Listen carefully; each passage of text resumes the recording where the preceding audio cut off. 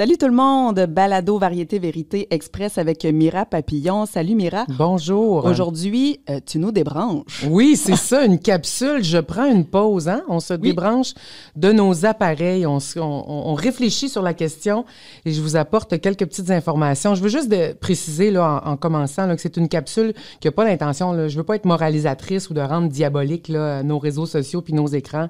On sait très bien là, qu'on a tendance à en parler des fois en termes de risques, mais on sait que ça a beaucoup de bienfaits et d'avantages. Il ne faut pas l'oublier. Ouais. C'est fabuleux. Ça a été conçu pour nous faciliter la vie, mais des fois, se doser un peu pour être efficace sur notre santé mentale. Okay? Oui, tout à fait. Donc, pensez à être moins joignable. Ça peut être une bonne chose. Ça peut être une bonne chose. Pourquoi on ferait ça? Hein? Parce que on sait... par exemple, si on se rend compte que ça fait plusieurs fois qu'on oublie de faire quelque chose, qu'on s'est éloigné un peu qu'on a mis de côté certaines personnes ou certaines activités qu'on aimait, qu'on se rend compte qu'on devient un petit peu plus impatient ou irritable en quittant notre écran, que ça nous a peut-être un petit peu bouffé plus de temps qu'on pensait faire 5 minutes, on en a fait plus, on se sent un petit peu plus anxieux, moins détendu qu'on l'aurait cru. Donc, c'est toutes des raisons là, qui peuvent nous pousser à avoir envie de se recentrer un peu. On se rappelle, là, hein, prendre soin de soi, c'est pas un luxe. Non. C'est une nécessité. C'est ça. On veut réduire notre niveau de stress. On veut améliorer notre présence à nous-mêmes et aux autres. Bien, peut-être que ça pourrait passer par cette petite curiosité d'aller essayer. Tout d'un coup que j'aimerais ça, que je me débranche quelques heures de temps en temps de mes appareils. On pourrait se lancer un petit défi, être curieux de soi-même. Coudonc, comment je me sentirais, moi, si je fermais mes appareils quelques heures, puis qu'on le sait pas. 95%, il y a un très, très gros sondage sur des milliers de jeunes adultes qui ont été faits très récemment. C'est sorti il y a moins d'1 an. Chez les 18-24 ans, 95% de nos étudiants, hein, les 18-24 ans, veulent réduire leur temps d'écran et 46% l'ont essayé à plusieurs reprises par quelques heures par semaine. Puis je vous dirais que l'expérience, elle est 50-50. 50% vont trouver ça facile, 50% vont trouver ça difficile.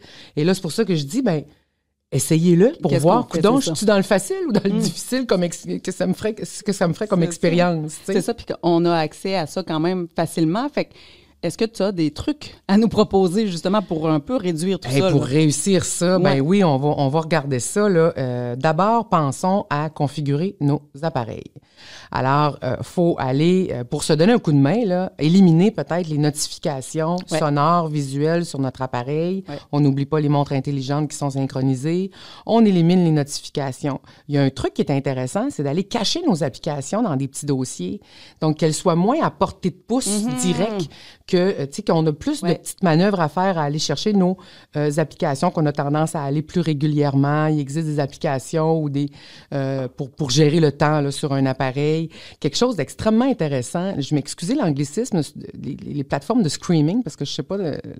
Donc, toutes celles qui vous pondent des vidéos, des épisodes et tout ça, désactiver la lecture automatique. Ouais. Donc, quand un épisode, une vidéo est terminé, ça s'arrête là. On ne te propose rien d'autre. C'est toi qu'il faudrait qu'il fasse soit se poser la question, est-ce que je continue, ou qu'il fasse une autre recherche pour continuer et poursuivre. Donc, aucune lecture automatique, faire le ménage de nos applications, de nos abonnements. Alors, aller enlever un peu ceux qui me portent beaucoup moins de plaisir et d'informations pertinentes. Je vais avoir beaucoup moins de temps à passer aussi sur mon défilage d'actualité si j'ai diminué mes abonnements. À y laisser son cellulaire dans une autre pièce. Hein? Aller prendre une douche sans le cellulaire, aller dans la cuisine sans cellulaire.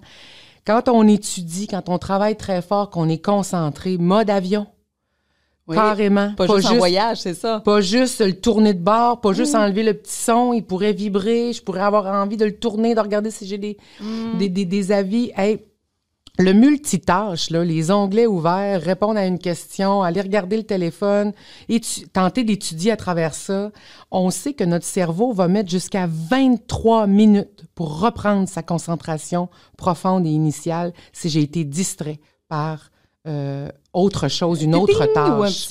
Alors, mode avion, ça aide énormément. Voilà. Très bon truc. Oui. Et écoutez, j'ai envie de vous dire, ça va vous permettre de vous reconnecter à vous-même parce que moins de temps sur les écrans, c'est plus de temps pour voir des amis, c'est plus de temps pour découvrir quelque chose de nouveau, c'est plus de temps pour dormir, pour être attentif aux autres autour de nous, d'être plus concentré. Ça nous permet d'être de plus relax, sans se comparer, sans compétition. Ça nous permet de faire des sorties. Alors, il y a beaucoup d'avantages, mais écoute, le sondage nous a tellement montré à quel point ça parle à notre population d'essayer ça. Et par curiosité, là, au moins le faire une fois, quelques heures fermées, débranchées, pour voir ce que je pourrais ressentir. Ça doit permettre de mieux se connaître aussi, là, en tassant ça. Ça nous fait aussi, se découvrir. C'est ça, je découvre d'autres choses. Oui. Hey, merci, Mira, super intéressant. J'aurais une petite question variété-vérité à te poser dans le concept de l'émission, tu sais. Fait que je te laisse piger variété ou vérité. OK. Alors, envers variété. Parfait, variété. Écoute, si tu devais remplacer ton temps d'écran, que ce soit sur ton cellulaire ou en général, par une seule activité, laquelle choisirais-tu? Tiens, ça va nous permettre de te connaître.